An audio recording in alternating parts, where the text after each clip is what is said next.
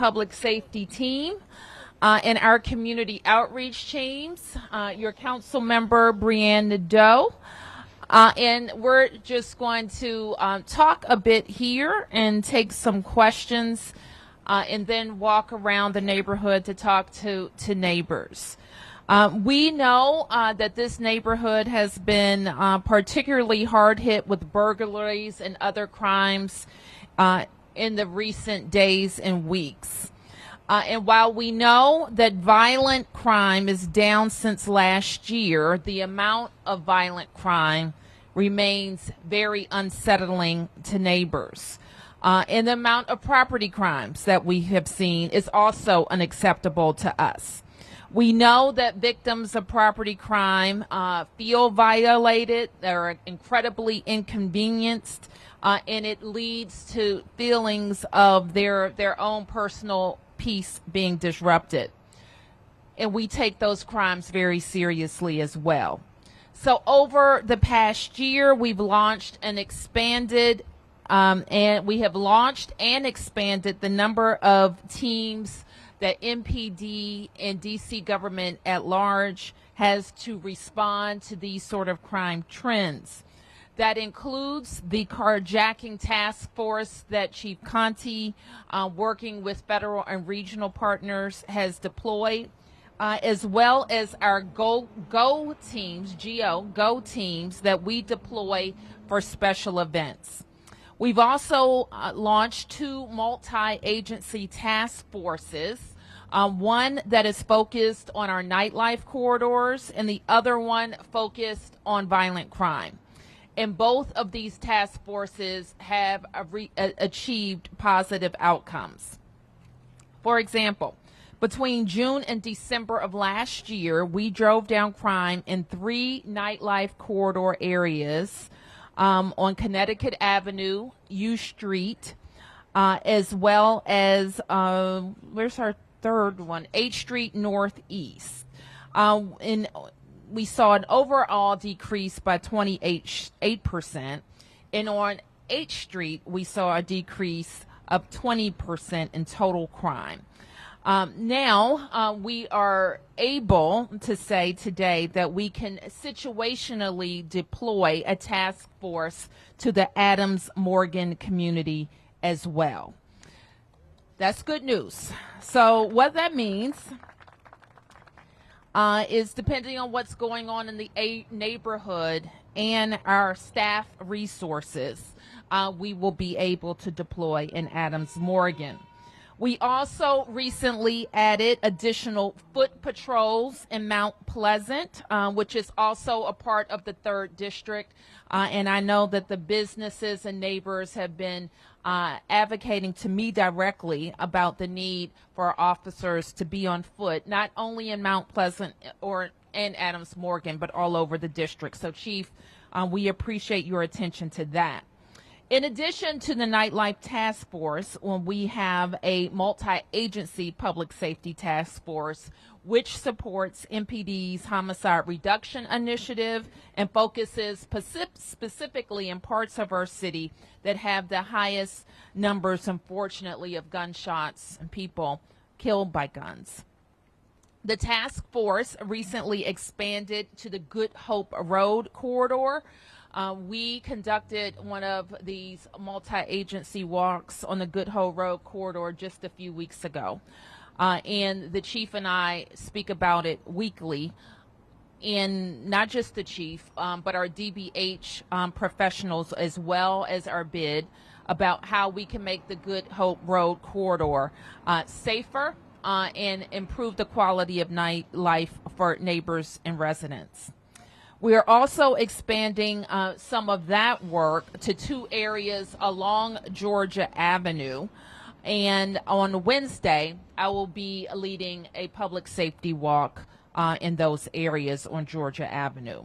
So right now, I'm going to turn it over to Chief Conti, who has been participating in a roundtable that the council held this morning on gun violence. And I'm very, very happy that he is with us today to also hear about the needs in Adams Morgan. Chief.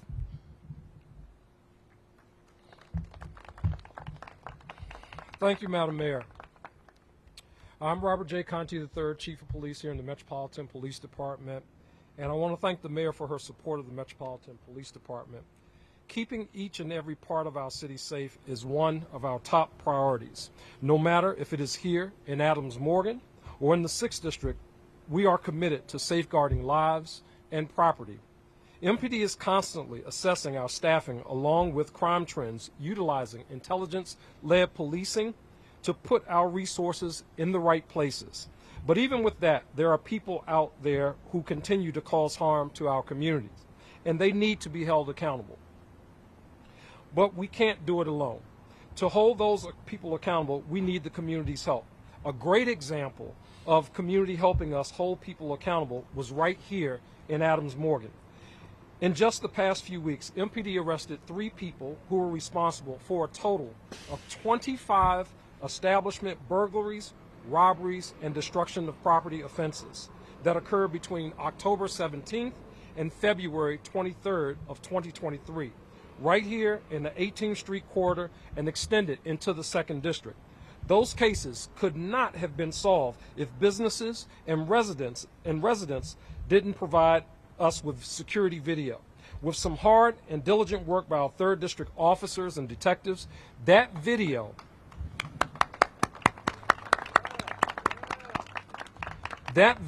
and other information helped develop leads, build a case, and arrest those 3 people responsible for a crime spree here in the Adams Morgan community. The community cooperation is crucial in all aspects of the police department. With good police work, strong evidence, and community participation, you have heard me say this time and time and time again. With those 3 things, we can close any case with good police work, with strong evidence, and community participation. In doing so, we also hold people accountable, and we work to build safer, stronger neighborhoods right here in the District of Columbia. Before we take questions, I just want to say, as I stand here and look around here, I started my policing career as a patrol officer right here in Adams Morgan. I think I shared with the council member, I was in an accident right here at this intersection many years ago. But I look around this vibrant community called Adams Morgan, and it's really the people that make this community great. In law enforcement, amen. In law enforcement, we have always been and will always be a very important part of this community, but we're not the only ones. There's an entire ecosystem within our criminal justice framework, but then there are also folks, I see the Office of Gun Violence Prevention folks standing back here as well. There are also other people who are very, very, very important to ensure that we have the safest neighborhood that we possibly can have. So I want to thank everyone for coming out today, and as the mayor and I are prepared to take any questions that you have, I just really appreciate you being here because, again, everybody here is what makes Adams Morgan the great community that it is. So thank you for being here. Thank you. Councilmember, do you have any comments? Thank you, Mayor, and thank you, Chief. Appreciate you both being out here today. The Mayor mentioned in her remarks that, we still have some work to do when it comes to public safety. And at a recent community meeting with the Calorama Citizens Association, we heard very clearly from the community, from business owners, how this impacts them. And I see today, I look out into this crowd and I see our business leaders, I see our residents. That's the kind of community we are. We come together around these issues. I want to commend MPD for making those 3 arrests and everybody who worked together with them.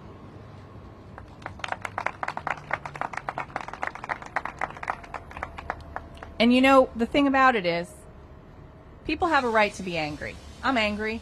I'm a mom. I got 2 kids. I'm raising them here in the city, and we shouldn't have to be worried about this kind of violence. I'm angry that we still have people out there running around with guns that shouldn't have them. I'm angry about the increase in youth crime, because that indicates a failing on many levels of our society. And I'm angry that we still don't have the support we need from our federal partners to get these cases prosecuted and to get harmful people off the street. But I'm going to take that anger, thank you, and I'm going to channel it, and I'm going to work with the mayor and the chief and all these people back here. You know, the chief's having a hard time, even though we have every officer that he and the mayor asked for funded in this budget. We're having a hard time with recruitment, right? So I want us all to take the time, and this is despite the fact that we have the hiring bonus. So I'm planning to work with the mayor and the chief to see how we can do more on recruitment, and ask everybody who's here today to think about who are the best and brightest you know that might be able to help us fill some of those vacancies on the police force. Because when we grow our police force with community members, we know it can be stronger, it can be community driven, it can be accountable, and we need more of that. I want to note a couple upcoming meetings that community members might want to attend, organized by our Adams Morgan bid, hosted by our Line Hotel on March 13th and March 27th. We also have our monthly 3D CAC meeting the last Thursday of the month. Either my or my staff will be at every single one of those upcoming meetings if you need us. And I look forward to, I am going to have to go back to that roundtable that the council's hosting on public safety today. As you can see, this is an issue that's at the forefront of all of our minds in government. But I'm hoping I can get some of the walk in before I go. Thank you so much, Mayor. Okay. So thank you, council member, and we are very interested in your thoughts on recruiting. But we also know that it's not just about MPD putting out a help wanted poster, is it? We have to ensure that we have a public safety environment in the district that supports our force, supports the numbers of officers that we need, and make sure that we have fair policies, that when you're a young person thinking about which police department to join, you say to yourself, that Metropolitan Police Department in Washington, D.C. is where I want to be and grow my career. And so that's what we are going to lock arms and get to work on. So with that, I want to acknowledge that we've also been joined by the Adams Morgan Bid Executive Director, Kristen Barden. Give Kristen a big round of applause, as well as our DPW Director, Director Spriggs. Where's Director Spriggs? Look at him. Give him a lot of work. We want Adams Morgan to be safe and clean. Salah Kaparzi. Where's Salah? There's Salah. They call him the Nightmare, but I'm the Nightmare. He's the Director of Nightlife. I also want to introduce you to Jennifer Porter. Jennifer is taking on a new role in D.C. government. She's now the Director of the Office of Victim Services and Justice Grants after many years of leading our office on women's policy and initiatives. And finally, Christy Whitfield is behind me. She's our Director of the Department of Small and Local Businesses. So with that, we'll take press questions, and then we'll take questions from the community. Any press questions? Yes, sir. Yes, Mayor. To the mayor and the chief, one issue came up at a community listening session meeting last week in the DuPont Circle area that the D.C. Attorney General hosted. And the issue that came up from community members was their deep concern and troubling over that in cases where a juvenile is charged by MPD with a crime, including a crime of violence, the case goes into a black hole and no one could ever find out about the disposition because of the confidentiality requirements. So people are asking, and might you and the chief support changing the law if that's needed to allow the outcome of those cases to be known to the community without, of course, disclosing the identity of the juvenile? I would, and I say that with a lot of caveats because it is a complicated issue. But I would agree. I agree with the sentiment. The sentiment is, and even that includes among some of the agencies of the government, like DCPS may not necessarily know something that happened at CFSA or something that happened at the Office of the Attorney General. I mean, literally.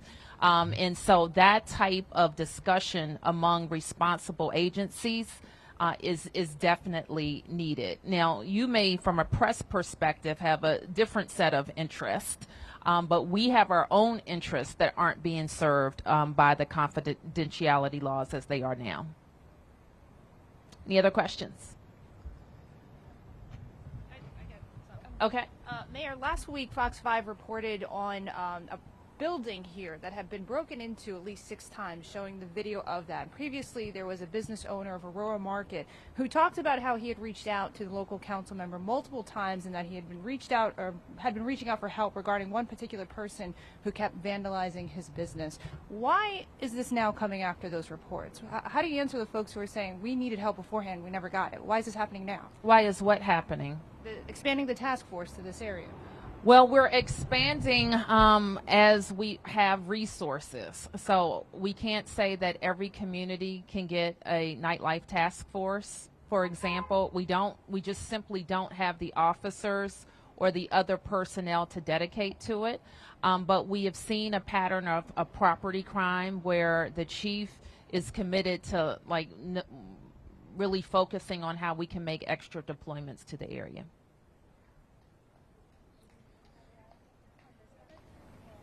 Yeah, and then off topic. Do you expect any more arrests for this related to the burglaries in this community? You said 3. I think previous officers have said 3 and 4 are expected. Yeah, right now we think we have the 3 individuals that were responsible. Obviously, the investigation, because there are so many cases linked to this, it is ongoing. So there could be other information that could be revealed over the course of the investigation. But right now, we feel very confident about the 3 that we have in custody. And then for the nightlife task force, how do you determine between correlation and causation? Like, how confident? Like, is there businesses telling you that this is? How do you make those that leap from there has been a drop in this community and it's not other things like violent crime across the city is going down? Yeah, so we look across the entire landscape of the city, right? And you look at, when you talk about nightlife areas, our nightlife areas are areas where we certainly have opportunities with the deployment of other resources other than just MPD to give that presence. So we listen to community members. I move in communities all across the city, talk to community members about what's happening in their areas, talk to business leaders about what's happening in communities, and then we make decisions just based on some of those things that we see. I'm thankful that our officers, specifically the 3rd District Crime Suppression Team, in assistance with the detectives of 3D, were able to bring this case to closure, which in large part, those cases were in large part the reason why we're here today. But as we assess and evaluate just what the crime trends are, understand that crime trends change, and we must change our deployment along with those crime trends. So we'll continue to assess, and if we need to make adjustments with personnel, et cetera, we'll do that. But as the mayor mentioned, we have the resource that we have. It's really about trying to make the best utilization of the resource that we have where the issues are in community. Mayor, well, some of us just left the chairman's news conference a few minutes ago, and the two big issues there was the crime code. He said he's withdrawn the bill from the Senate if he can, and then the other thing was about the metro buses, and there seems to be some disagreement as to whether there is the funding for it. I'm going to ask about the metro buses first. Is there funding for the council's bill? I understand you did not sign it, but nevertheless, what are your thoughts there? Well, we're in the budget process, so we are going to be submitting a balanced budget to the council, and the council can make funding for its priorities. So if you're asking me, is there funding, I would say those choices need to be made in this budget process. So, of course, there seems to be some disagreement between the CFO and the council, but you're not weighing in on this one way or the other, or? Well,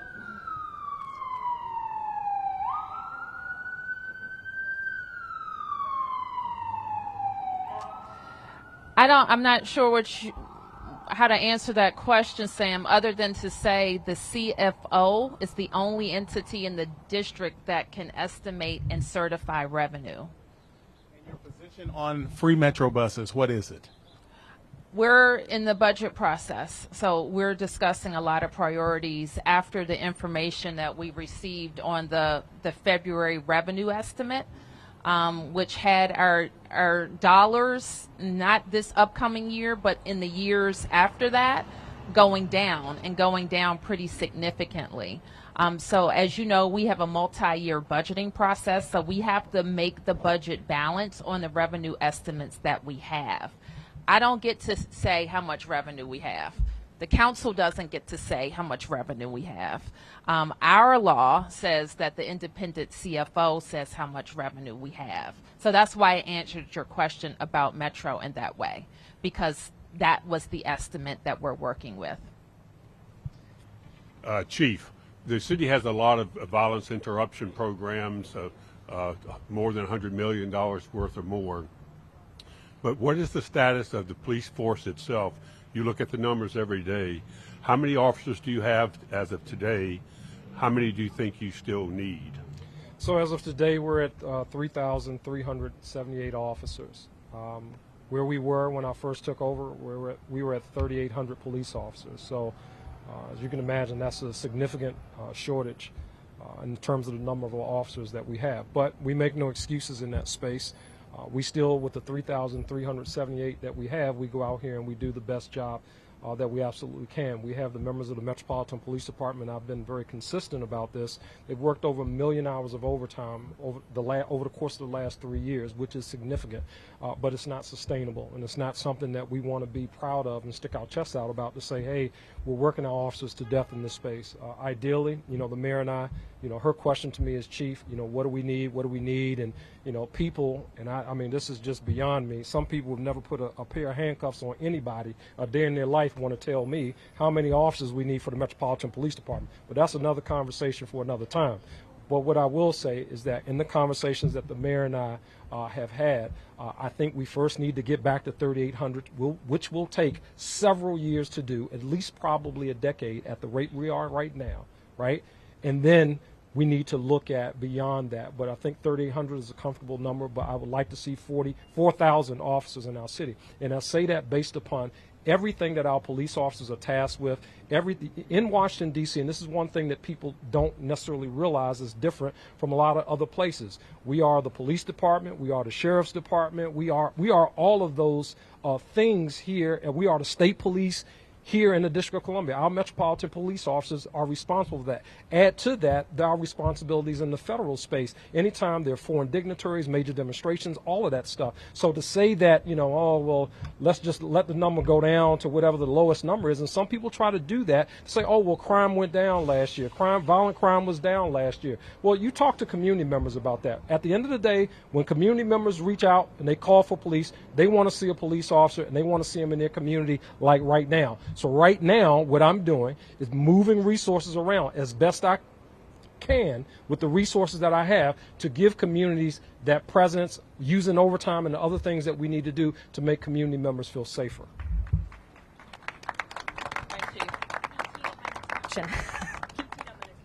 I'm wondering, okay, so we have another neighborhood task force here.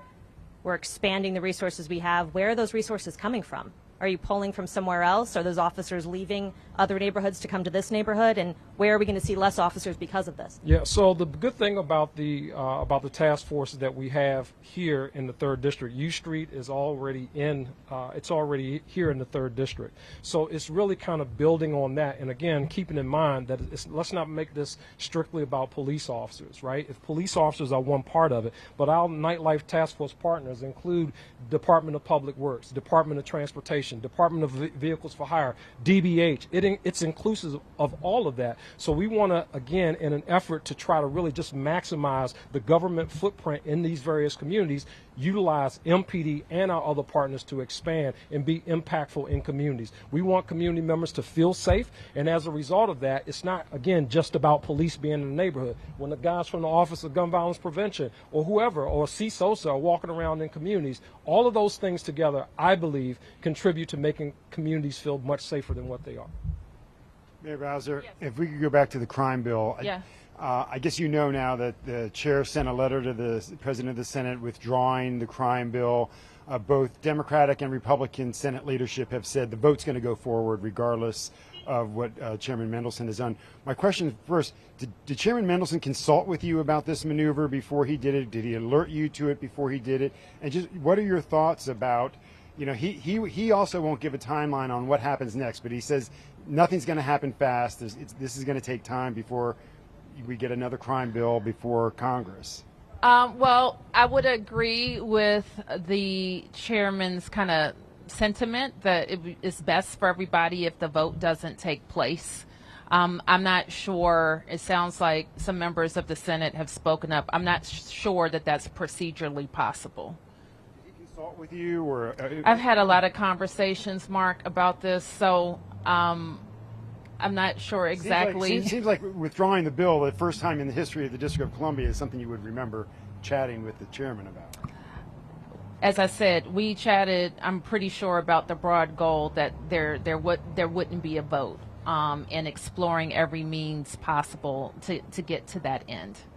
And then, Chief, if I could ask you just two quick off-topic questions. Can you update us on the investigation into the Connecticut Avenue fatal? Have you determined any possible cause? We see there are speed limit signs that have gone up there now as kind of, I guess, a traffic slowing, calming device. What can you tell us about that investigation? Yeah, so the investigation is still ongoing. As you know, unfortunately, one life was lost in that case, Mark. The vehicle involved that crossed over the lines was a Tesla. We know that the vehicle was not operating on its own. So we're still in the investigation phase of this very tragic accident where a lot of people were hurt. But right now, it doesn't appear that the vehicle was on any kind of autopilot mode or anything. The Tesla, do you know, was it headed northbound and one of the cars was headed southbound? And yes. Do you think that was because there was a lane change sign or some kind of confusion over that? I don't know. I mean, I could speculate all day long, but I don't know for certain. And we're hopeful that as we go through the investigation, continue to talk to the people who were in the car. As you know, they had some pretty significant injuries, about what was happening in the car before that. Hopefully we'll get to that answer, but I don't have it right now. And then just an update on the officers who were placed on leave, and I think the USAO is looking into the officers who were confiscating guns but not making charges. Can you update us on that? Do you expect there to be any kind of criminal charges resulting from this? What is the status of those officers? Well, the officers are still in the same status. Some of those officers were put in a non-contact status. Some of those officers were placed on administrative leave. But the U.S. Attorney's Office will ultimately be the final determining factor. As you know, their process is independent of everything that we do here on the MPD side. So we have supplied them with the information that we have. They will assess and then ultimately make a decision about what are next steps going forward. One Hello. second, let me get the press questions. There's some order. Mayor Bowser, Yes. Mario Vizcarra from WUSA 9. This is a question for Eric Flack, my reporter. Last week, Channel 9 reported you had a phone call with NFL Commissioner Roger Goodell, in which the commissioner expressed the league's desire to keep the RFK site in play for the new Washington Commanders Stadium. Can you tell us anything about it? And one more thing, will you accept the league's help convincing Congress to give DC the right to build a new stadium on the RFK site? My position on the RFK Stadium is well known. I believe, first and foremost, that the district has to get control of over 100 acres of land in the District of Columbia. And on that 100 acres, a multiple of uses can happen, including a $60 million indoor facility that I have funded with the council that brings DPR on par with every jurisdiction around it in terms of indoor track and swimming, possibly ice. So all of those things can happen, but it all starts with us getting control of the land. So we're going to work with everybody who is interested in the district having control of its land without, mind you, a self-imposed rider. And what I mean by that is we're not going to tell the Congress to tell us what we can't or what we can use the land for. That in order to make the type of investments in infrastructure that's needed for housing, commercial development, better park space and recreation, we really do need to go into it like we did at the Wharf or like we did at Walter Reed and let the district develop it. Mayor Bowser, on the RCCA announcement this morning, Chairman Mendelson was asked a few questions on who bears responsibility for the criminal overhaul getting to where it is today. He was also asked if you bear any responsibility for that. Now, he said he didn't want to point fingers here, but he did note multiple times that a member from your office that was supposed to be part of the advisory committee did not participate. Can you respond to that, please? I think that the chairman knows well, and I'm also not going to get into a back and forth, because I think what the people here want us to do is focus on fighting crime and making sure that we have policies in place that make it better to hire police officers, get to 4,000. Get police back in our schools. Make sure that the prosecutors and judges are fully open and that we're supporting them in every way possible. That's what makes the district safer. So let me just be clear. I have made clear how I felt about the update to the criminal code. The bill also included 2 superfluous, and I've repeated this many times, policies that did not have the proper hearing or vote in the council, in my opinion. One of them was to allow dangerous murderers and rapists get out of jail early. Now, you can support that policy. I don't have a problem with that. We have one for people going up to the age of 24. You can support it, but don't cram it into a bill. That was opposed by many people, including me. We also had something that was opposed by both of our chief judges to make all misdemeanor trials jury demandable, already at a time where we have too few judges and too few juries. People participating on juries, you guys. Those things are wrong. And so I believe that there are ways to affix that bill. I advanced my recommendations to the council. I spoke to the council ad nauseum about my objections. Now, I've been mayor for 8 years. I have only vetoed 7 bills in that period of time. I don't do it willy-nilly. I do it as my charter responsibility to tell the people of the District of Columbia and the Council of the District of Columbia what I need to run this city, and above all, to keep it safe. So this is our legislative process. As long as we live under limited home rule, and you know how hard I fought for us to become the 51st state, this is the process. The council makes laws. I can veto or sign them, but it doesn't end there. It goes to the Congress and to the president. And so we all have to recognize the context that we're working in and be smart about it. This is the thing that I know. I've worked with Congresses that are Republican and Democrat, presidents that are Republican and Democrat. The district has waded through these waters before. We're doing it now, and we will work together to make sure the city has what it needs. Anything differently? Would you have contested or raised your concerns a little bit sooner if you could go back? I raised my concerns in the legislative process, and that's the position as mayor that I'm in. I probably would have insisted that we had a voting member of that commission that you all keep talking about. And if you go back and look at the records from that commission, you will see that there was a real slant on it. And I call it kind of the how should I say this? There is a philosophy that's developing in the district that you have to be all for, you're not for looking at victims of crime, but only looking at perpetrators of crime. Now, I'll be the first to say that there are problems in the criminal justice system that are biased towards people of color. I'll be the first to say that. But the way to correct it is not to say to people that have committed violent rapes that you can get out of jail. I'm sorry. And have the law say that those crimes and those victims can't be taken into account. I just don't believe that. And so that is the point that I have argued. Those are the points that I will continue to argue.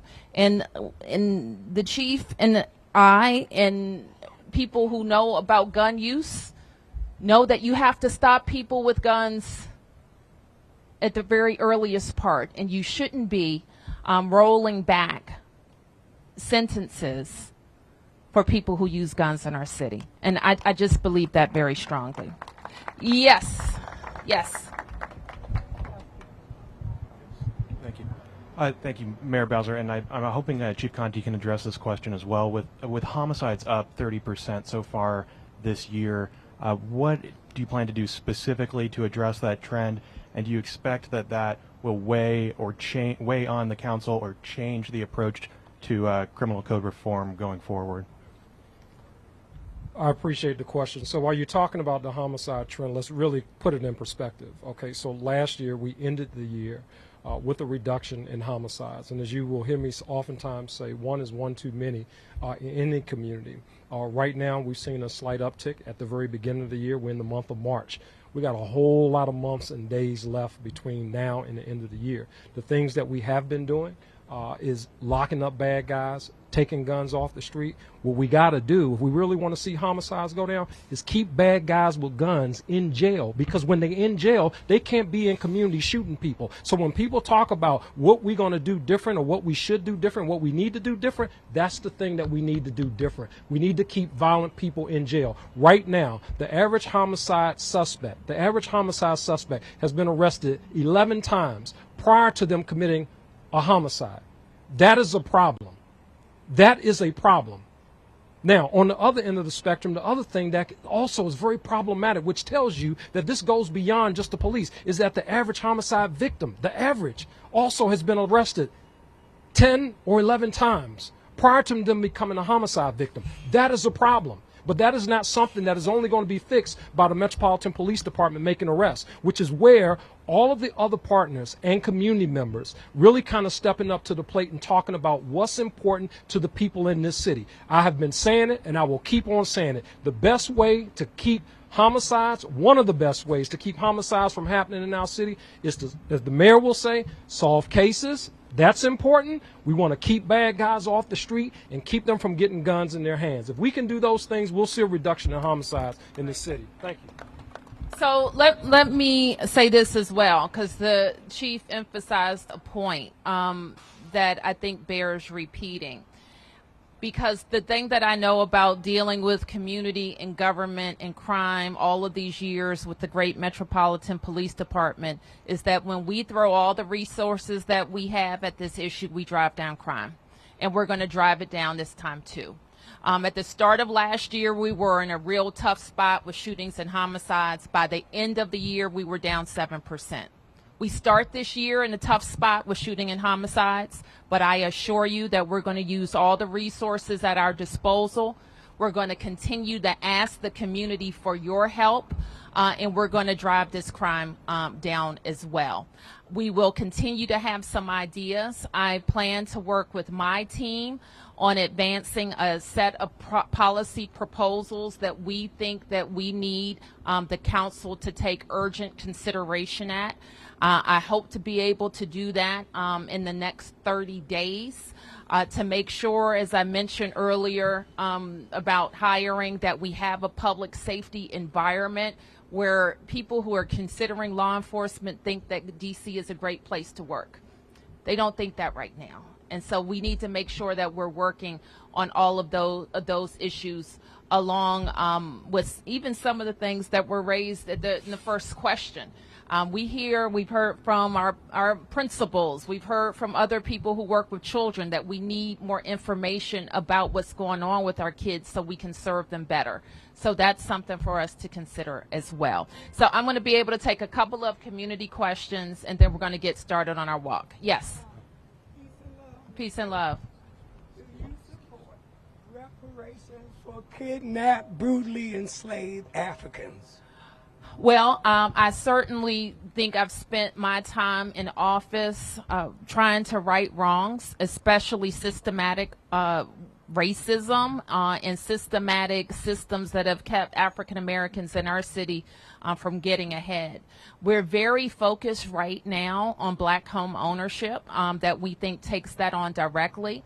Last year, I created a $10 million fund, for example, that is really aimed at the redlining and the mortgage policies that kept African Americans from being able to buy homes. And that is helping us attack the black wealth gap. Part of our comeback plan is really focused on black Washingtonians, that black homeowners fund, and raising the wealth of black families in D.C. So we'll be announcing a lot of policies that are focused on that. You're welcome. Yes. Hello, thank you. Mayor Bowser, this is for you, and also Chief Conti, if you would like to weigh in. President Biden, through talking about the crime bill, has helped put D.C.'s issue with public safety front and center, and members of Congress, among others, have used that to paint D.C. as especially dangerous for residents and for visitors, even compared to other cities across the country. Do you think that perception of D.C. is accurate? I think that we regard public safety as our number one issue, to make sure that every neighborhood that you're in, you're safe and you feel safe. I feel very safe all over Washington, D.C. Most people feel very safe all over Washington, D.C., but I am troubled by the number of guns, the use of guns, and I am troubled by concerns I have about consequences for using guns. And that is what we're focused on. It's not the job of Republicans in Congress to talk about how great Washington, D.C. is. That's our job. And when I talk about how great Washington, D.C. is, I can do it with the full confidence that no matter where you live, work, or where you're visiting, that we are doing all that we can to make sure we have a safe city. So what would you say then to somebody considering visiting D.C. but worried because of what's in the news that it's actually not safe here? Well, I talk about visiting D.C. all the time, and what people are typically talking to us about are the free museums they can visit. They're talking about the great hotels, the great nightlife scene. They're also talking about getting off of the mall and into great neighborhoods like Adams Morgan, where they can truly experience D.C. They also love D.C. Metro. But they do want to make sure that when they come, that there are officers there, or that there are people who work for our bids. And I see the Adams Morgan bid team here in blue, that they can get information and advice on where to go. What we've seen in the last year post-COVID is that our tourists are coming back. Our school kids are coming back. What we're finding out about even our upcoming cherry blossom season, peak bloom March 22nd through 25th, is that the number of people staying in our hotels is on trend to surpass, to be better than it was since COVID. So we feel pretty good about where we are with tourism. We're still down with the international visitor, but we know that still has to do with some of the policies in other places in the world. What would you say to this idea that D.C. is more dangerous than other cities? I travel to cities and talk to chiefs of police all across the country. That's just emphatically not true. Yes. Okay, 1, 2, 3. Please. 4. The mayor. Go ahead. Who's right here in this jacket right here, sir? No, right here in the red jacket. Oh. Okay. Hi, Mayor. Hi. I'm really glad you're here. I am one of the co-facilitators of Adams Morgan for Reasonable Development, which is in partnership with the KCA, the Colorama Citizens Association, Okay. that held the crime forum a few weeks ago here. And we've been in litigation with that bank across the street, and that eyesore has been in place now for a year. If you look carefully, there's the face of a gentleman named Miguel Gonzalez who perished 8 days in the cold after that plaza was closed off. A lot of people here, the community is divided. A lot of people here feel like something needs to happen. All of us felt like something needs to happen. That is the heart of our community, and it's an eyesore. And the bank that owns it, which is this bank right here, Truist, has blighted it for over a decade now.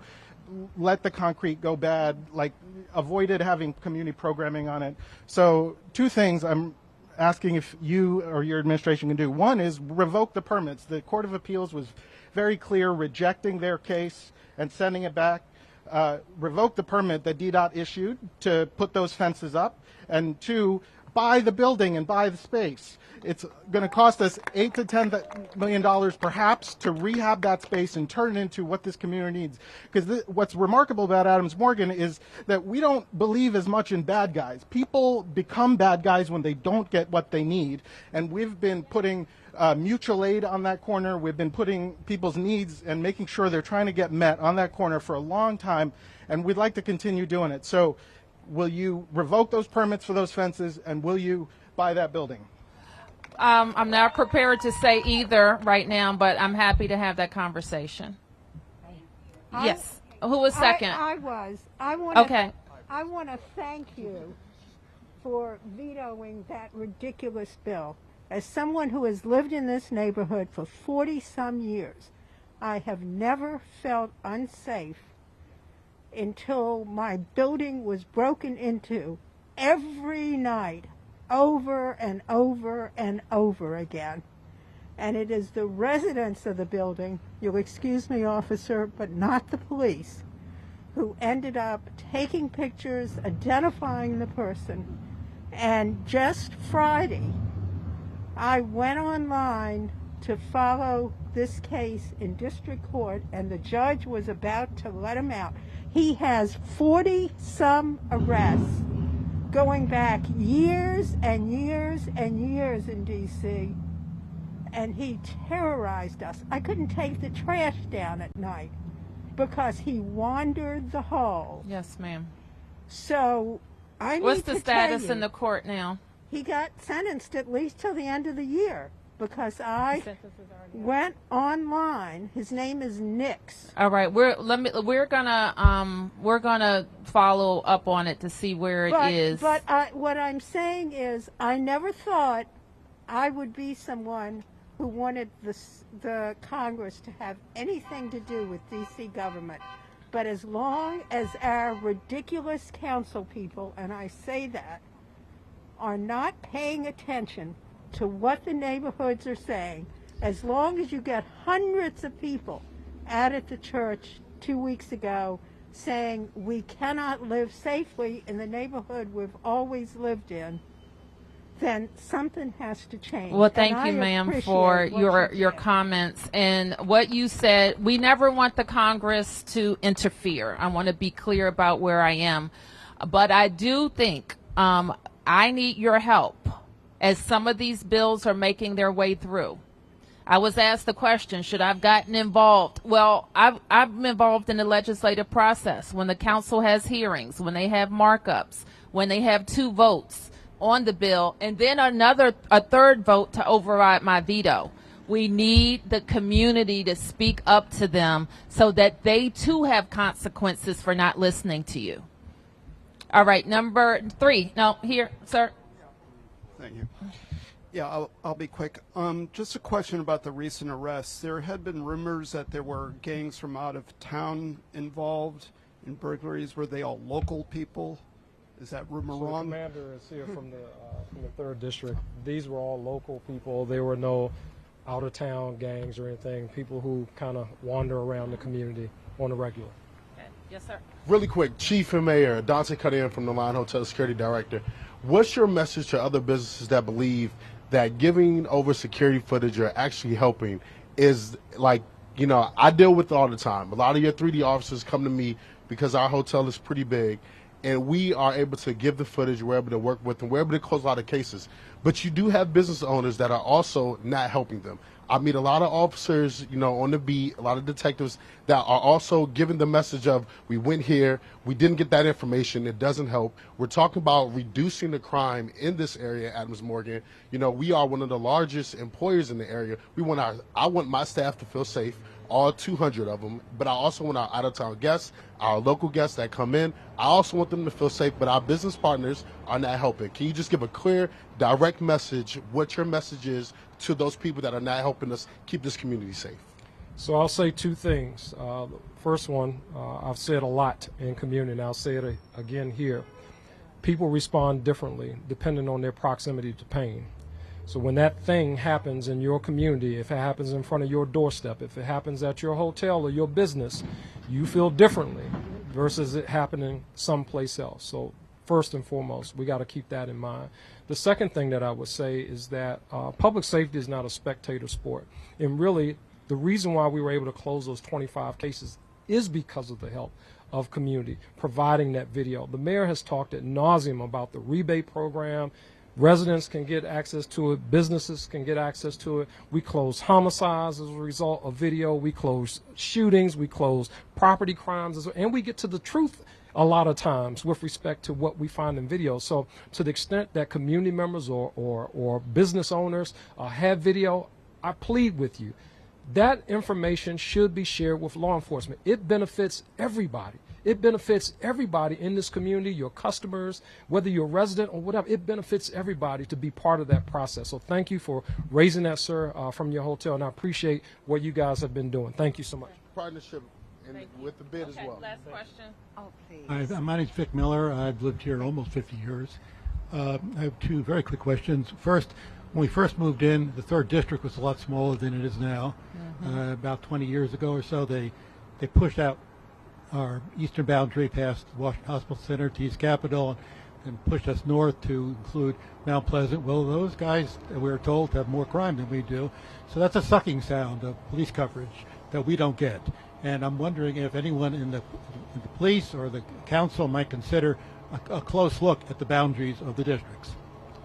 So the boundaries, every 10 years or so, we take a look at the boundaries. We'll be doing that. And one of the things that we do, we look at crime, we look at calls for service, we look at personnel, because if you notice, like in the district, for example, I mean, you could have a population increase in a specific area that contributes to more calls for service, so we have to then shift resources to go to those communities. So we're right about that time where it's time for us to review redrawing boundaries for PSAs and all that kind of stuff. Thank you. One more quick question. Yes, does the nightlife task force include coverage of the streets leading into the nightlife? Because we are part of that system.